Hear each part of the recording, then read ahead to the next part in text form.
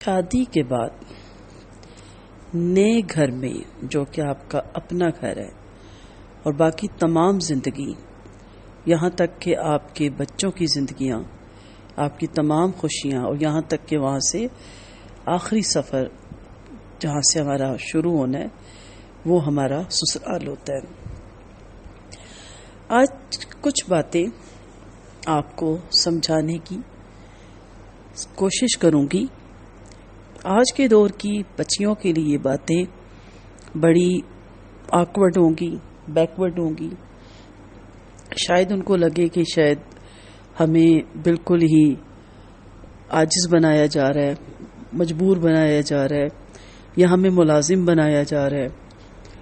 تو یاد رکھو میری پیاری بیٹیوں، میری پیاری بہنوں، میری پیاری دوستوں، کچھ بھی کر لیں، کان آپ ادھر سے پکڑ لیں یا ادھر سے پکڑ لیں، کتنی بھی ٹیکنالوجی جدید ہو جائے، کتنے ہی آپ کے ویلیوز بدل جائیں، کتنی آپ اسلامی لباس سے ٹراؤزر پہ آ جائیں، جینز پہ آ جائیں، شارٹ کپڑوں پہ آ جائیں، کتنی ہی آپ ماڈرن ہو جائیں، وہی طریقے جو ازل سے چلے آ رہے ہیں، جو ابد تک رہیں گے، جو ہمارے بڑوں سے ہم تک پہنچے ہیں، وہی طریقے آج بھی کامیاب شادی کے ہیں۔ اس کے علاوہ کوئی ایسا طریقہ نہیں۔ اگر آج کے جدید طریقے جو آج ہماری بچیوں نے اپنا لیے ہیں، جس کو وہ ماڈرنزم کہتی ہیں، بولڈ ہونا کہتی ہیں، تو آپ بتائیں کیا وجہ ہے کہ ہم جب بات کرتے ہیں، جب میڈیا بات کرتا ہے، تو کیا باتیں ہوتی ہیں کہ آج کل طلاق کا ریشو اور طلاق سے زیادہ خلا کا ریشو عروج پہ چلا گیا۔ کیا آج آپ کی ٹیکنالوجی آپ کو گھر بسانے میں معاون نہیں ثابت ہوئی؟ کیا آپ کی ماڈرنزم، جینز پہننا، فٹنس کا خیال رکھنا، بچے نہ پیدا کرنا یا 2 سے زیادہ نہ پیدا کرنا، جم جوائن کرنا، ہر وقت بیوٹی پارلر میں ہی چلے رہتے رہنا، فیشل کروانا، آج کل میں بچیوں سے جب ملتی ہوں تو میں دیکھتی ہوں کہ یہی سب کچھ انہوں نے اپنایا ہوا ہے، اور وہ سمجھتی ہیں یہی کامیاب شادی کا راز ہے کہ اگر ہم ماڈل بن کے نہ رہیں تو شاید ہماری کوئی ویلیو نہیں رہے گی۔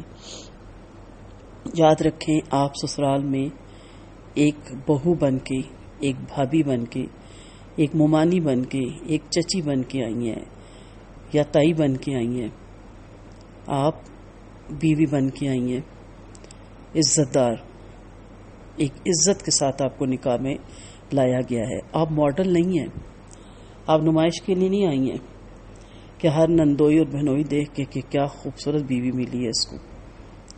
خود بھی گناہ سے بچیں اور دوسروں کو بھی گناہ سے مبتلا ہونے سے بچائیں۔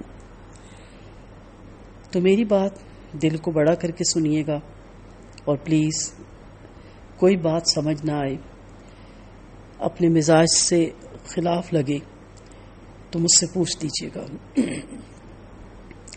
سسرال میں جب شادی ہو کے آتی ہے تو انسان کچھ دن تو بالکل اجنبی سا رہتا ہے اور مہمان کی حیثیت سے بھی ہوتا ہے۔ اس مدت میں خوب احتیاط سے رہنا چاہیے۔ احتیاط سے کیا مراد؟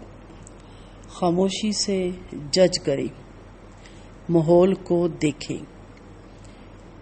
آپ ماحول میں ایڈجسٹمنٹ کرنے کے لیے آئی ہیں، ماحول کو بدلنے کے لیے نہیں آئی۔ اب ہوتا کیا ہے، شادی کے بعد بچیاں کیا کہتی ہیں، میں تو آئی، میں تو پریشان ہوگی ان کا ماحول دیکھ کے۔ تو آپ کو پہلے نہیں معلوم تھا جب رشتہ ہو رہا تھا، شادی ہو رہی تھی؟ بہت بیکورڈ لوگ ہیں، سنتے ہوں گے نا آپ جملے، میری ساس کو تو بولنا ہی نہیں آتا، میرے سسر تو بہت ہائپر رہتے ہیں، میری نندے تو بالکل جاہل ہیں۔ یہی میں بچیوں سے سنتی ہوں۔ تو آپ کو جب یہاں شادی کرنی تھی، جب گھر والوں نے رشتہ طے کیا تھا، تو اس وقت آپ کو یہ ساری چیزیں دیکھ لینی چاہیے تھی۔ اگر یہ آپ کے معیار پہ پورے نہیں اترتے تھے تو آپ کو نہیں آنا چاہیے تھا نا اس گھر میں۔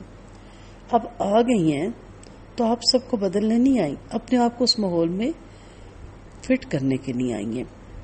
احتیاط سے دیکھیں کس کا کیا کام ہے، کس کی کیا روٹین ہے، کون کیا پسند کرتا ہے، کون کیا نہیں پسند کرتا، یہ ساری چیزیں آپ کو بہت فائدہ دیں گی. آپ کہیں گے کیوں ہم یہاں کوئی یہ سیکھنے آئے ہیں؟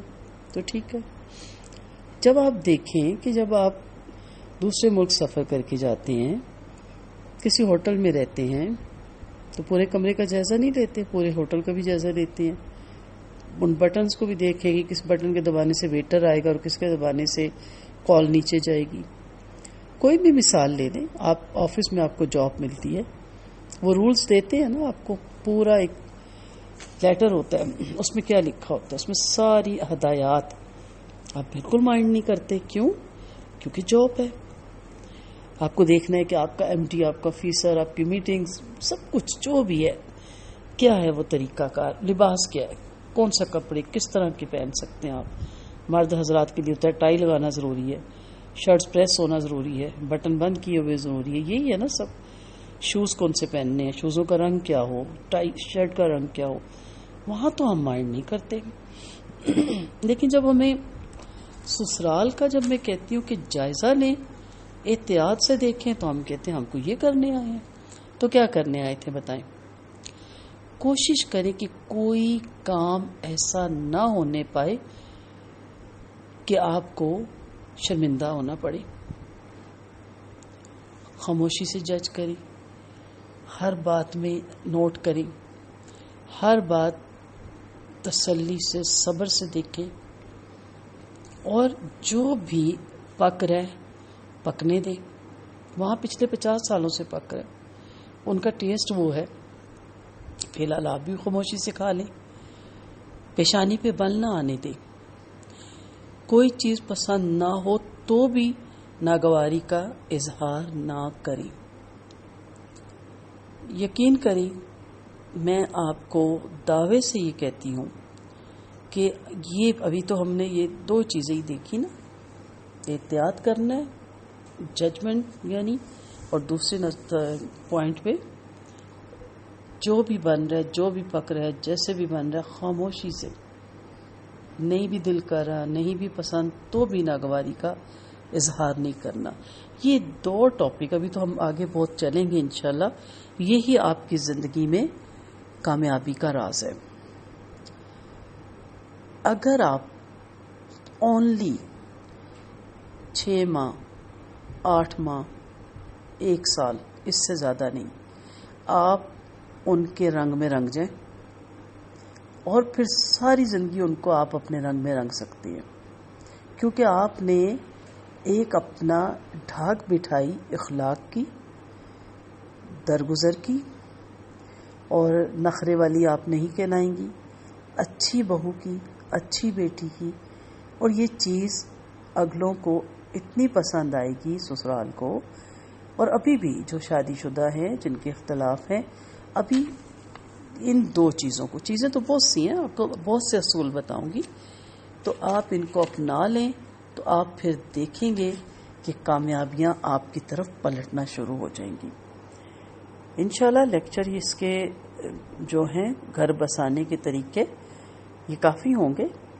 یہ آپ نے پہلے 2 پوائنٹ ابھی اس پہ عمل کرنا ہے اور پھر آگے چلنا ہے. اور اگر کوئی فیڈ بیک دینا چاہے کہ اس پہ عمل کر کے میری زندگی میں کیا تبدیلی آئی، تو ضرور بتائیں، کیونکہ وہ باقی ہماری جو بہنیں ہیں ان کے لیے بھی معاون ثابت ہوگی. انشاءاللہ نیکسٹ لیکچر میں اگلے پوائنٹ پہ بات کریں گے. وآخر دعوانا ان الحمدللہ رب العالمین.